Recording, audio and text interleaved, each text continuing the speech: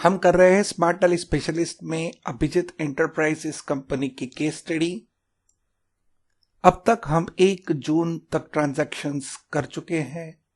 इस video lesson में हम 2 जून से ट्रांजैक्शन लेंगे।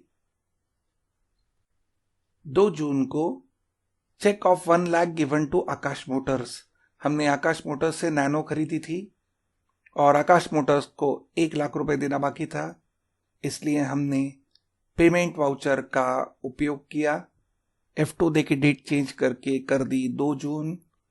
Debit Akash motors 1 lakh, credit IDBI bank 1 lakh rupees. Akash motors sundry creditors यानी के लाइबिलिटी है।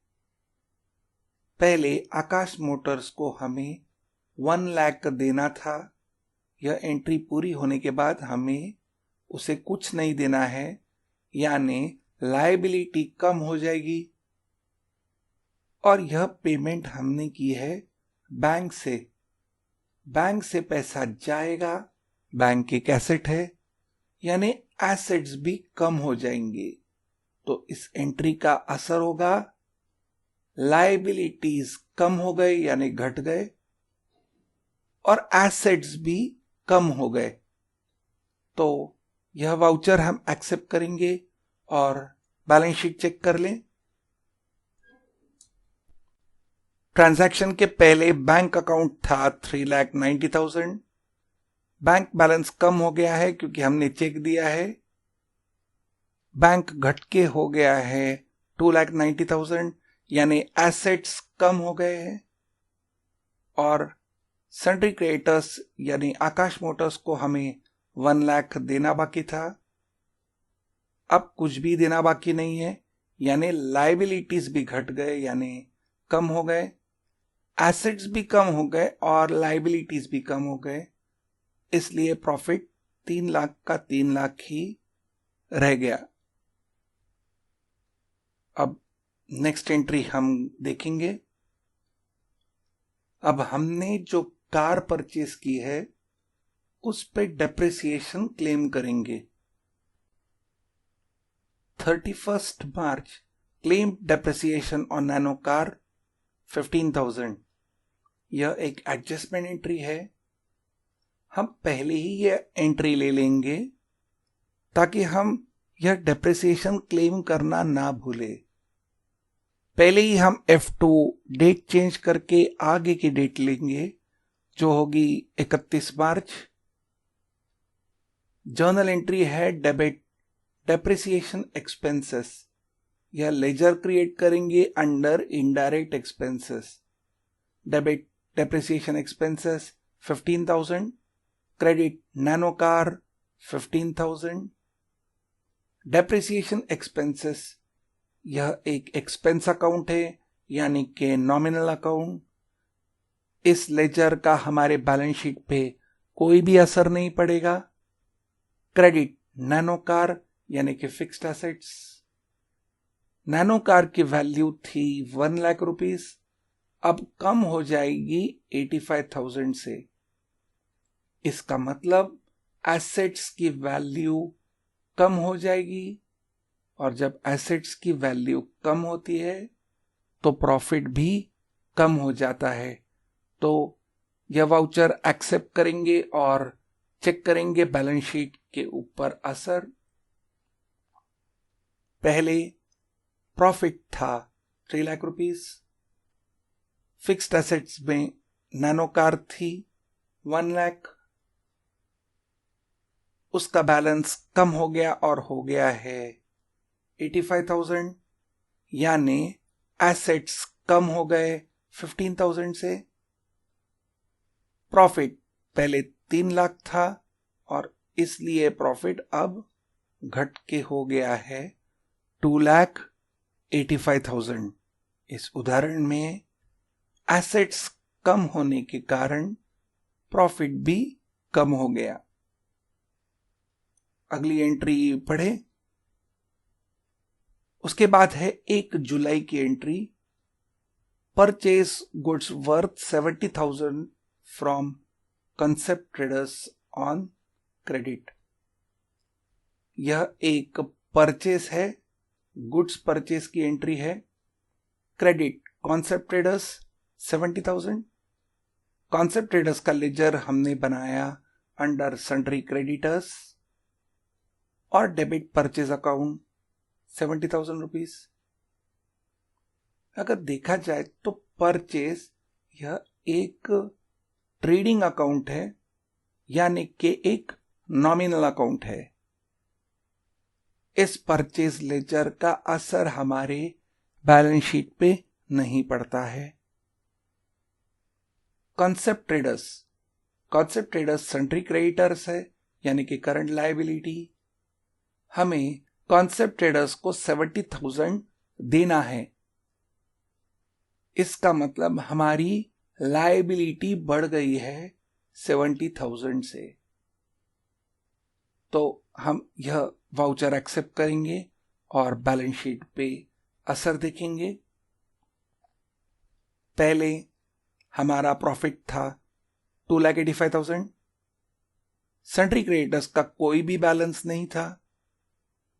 अब हमें सन्ड्री क्रेडिटर्स को यानी कॉन्सेप्ट ट्रेडर्स को 70,000 देने हैं। हमारी लायबिलिटी 70,000 से बढ़ गई, इसलिए हमारा प्रॉफिट अब 2,85,000 से घट के हो गया है 2,15,000। तो इस उदाहरण में लायबिलिटी बढ़ने के कारण हमारा प्रॉफिट कम हो गया, परंतु ये थोड़ा गलत है। हमने कॉन्सेप्ट ट्रेडर्स से गुड्स परचेस किए हैं जो कल जाके हम सेल करेंगे। तो इसका मतलब कहीं ना कहीं 70,000 के गुड्स हमारे पास है, और जो कुछ भी हमारे पास है वह एक एसेट होता है, और इस एसेट को कहेंगे क्लोजिंग स्टॉक। हम देख सकते हैं कि क्लोजिंग स्टॉक का असर यहां नहीं है। ऐसा क्यों? क्योंकि हमने मेंटेन अकाउंट्स ओनली को यस रखा है, हमने इन्वेंट्री नहीं ली। अगर हम मेंटेन अकाउंट्स ओनली नो करते हैं और integrate accounts and inventory yes रखते हैं, इसका मतलब कि हम इन्वेंट्री का असर अब अकाउंट्स पे लेना चाहते हैं, तो हम इसे यस करेंगे। हम देंगे कंट्रोल ए एक्सेप्ट करने के लिए फीचर्स। अब अगर हम इस तरीके से परचेज एंट्री पास करते हैं तो परचेज लेजर के बाद में स्टॉक आइटम्स पूछे जाएंगे। यहां हमने डाला है कोक और पेप्सी 3,000 और 4,000 बॉटल्स, 10 रुपए प्रति बॉटल, यानी टोटल हो गया 70,000। तो यहां इस वाउचर में इन्वेंट्री इनेबल करने के बाद हम स्टॉक के डिटेल्स डाल सकते हैं। ऐसा करने से हमें स्टॉक समरी मिलेगी, और यहां हम देख सकते हैं कि स्टॉक की वैल्यू है 70,000। यह 70,000 हमें बैलेंस शीट के क्लोजिंग स्टॉक में दिखी। ऐसा करने से हमारी प्रॉफिट में कोई भी असर नहीं पड़ेगा। प्रॉफिट था 2,85,000, सन्ड्री क्रेडिटर्स बढ़ जाएंगे 70,000 से, यानी लायबिलिटी बढ़ गई 70,000 से, उसके साथ एसेट्स भी बढ़ गए 70,000 के, इसलिए प्रॉफिट पे कोई भी असर नहीं पड़ा। परंतु हमने मेंटेन अकाउंट्स ओनली यस रखा है, देंगे कंट्रोल ए, उसके कारण स्टॉक ये दिखाई नहीं देता है। Team work sales and services में ऐसा ही कुछ हुआ था, जहां हमने साल के अंत में क्लोजिंग स्टॉक लिया था। तो हम भी इस उदाहरण में, अभिजीत एंटरप्राइजेस के उदाहरण में, क्लोजिंग स्टॉक बाद में लेने वाले हैं। इसलिए फिलहाल हम इसे 70,000 लायबिलिटी में डालेंगे और एसेट पे उनका असर नहीं दिखाएंगे। उसके कारण हमारा प्रॉफिट घट गया है 2,15,000 से। अगर यहाँ क्लोजिंग स्टॉक की वैल्यू डाली जाए तो यह प्रॉफिट बढ़ जाएगा। हम क्लोजिंग स्टॉक नहीं लेंगे और एंट्रीज को आगे बढ़ाएंगे। अगली एंट्री है 2 जुलाई को। Sold goods worth 10,000 rupees to Blue Diamond on credit. Sales की एंट्री है। डेट हमने ली 2 जुलाई। डेबिट दिया ब्लू डायमंड को, क्रेडिट दिया सेल्स को। सेल्स एक नॉमिनल अकाउंट है। ब्लू डायमंड ये सन्ड्री डेटर है। सन्ड्री डेटर यानी एसेट। अब की बार एसेट्स बढ़ गए हैं 10,000 से, यानी हमारा प्रॉफिट अब 10,000 से बढ़ गया है। हम दूसरी एंट्री देखेंगे इसे एक्सेप्ट करके।